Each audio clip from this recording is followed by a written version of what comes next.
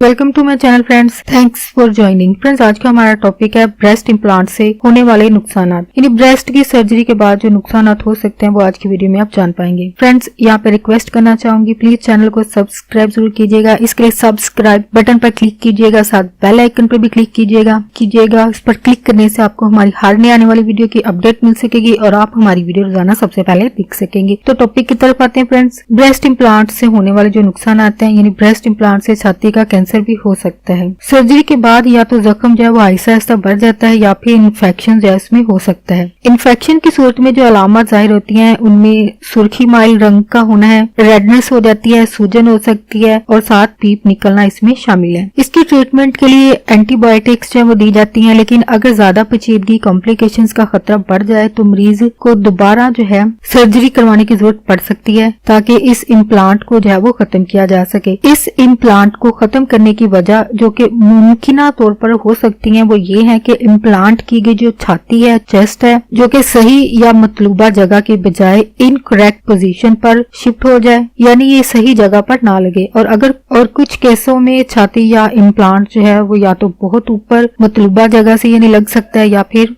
ये बहुत नीचे लग जाती हैं, और कुछ केसों में ये दोनों छातियां एक दूसरे के बहुत करीब लग जाती हैं या फिर एक दूसरे से बहुत दूर लग जाती हैं। इन तमाम केसों में छाती के निप्पल जो है वो नॉर्मल नजर नहीं आते हैं, इसे ये इन्फेक्शन और दोबारा सर्जरी करने की वजह बनते हैं। इसके अलावा इन्फेक्शन की वजह अगर जिस्म पर जख्म, चोट जो कि इम्प्लांट के इर्द गिर्द बन जाए या चोट लग जाए तो ये भी इम्प्लांट के लिए इन्फेक्शन जो है वो पैदा कर सकता है। इसके अलावा वक्त का दौरानिया इसमें अहम काम करता है जो कि टिश्यूज या बाफ्तों में तब्दीली की वजह बनता है। इम्प्लांट की दो किस्म होती है, सलाइन और सिलिकॉन।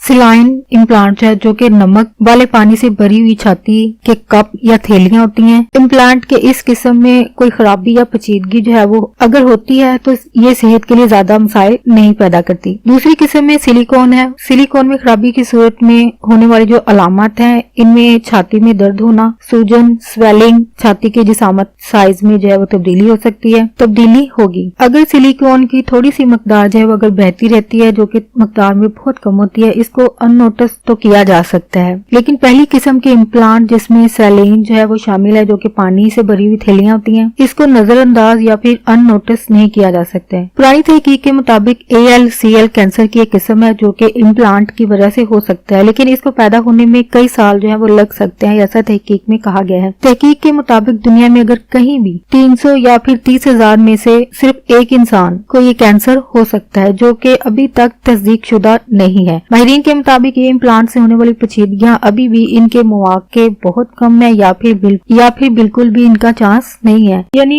माहिरीन के मुताबिक इम्प्लांट से होने वाली जो कॉम्प्लिकेशंस है उनके चांसेस जो है वो बहुत कम होते हैं, यानी लोग जो है इम्प्लांट करवा सकते हैं, इसमें कॉम्प्लिकेशन नहीं होती है, और अगर हो भी तो ये बहुत कम होती है। और फ्रेंड्स, आज का टॉपिक आपके लिए इन्फॉर्मेटिव और इंटरेस्टिंग रहा हो। मज़ीद अवेयरनेस और आगाही के लिए फ्रेंड्स एंड फैमिली के साथ वीडियो को शेयर जरूर कीजिएगा, वीडियो को लाइक जरूर कीजिएगा और प्लीज कॉमेंट जरूर कीजिएगा। अगर आप इस हवाले से कोई बात जानते हैं, इन्फॉर्मेशन जानते हैं, तो प्लीज हमारे साथ अपनी नॉलेज इल्म को जरूर शेयर कीजिएगा कमेंट में लिखकर। आपका वीडियो देखने के लिए बहुत शुक्रिया।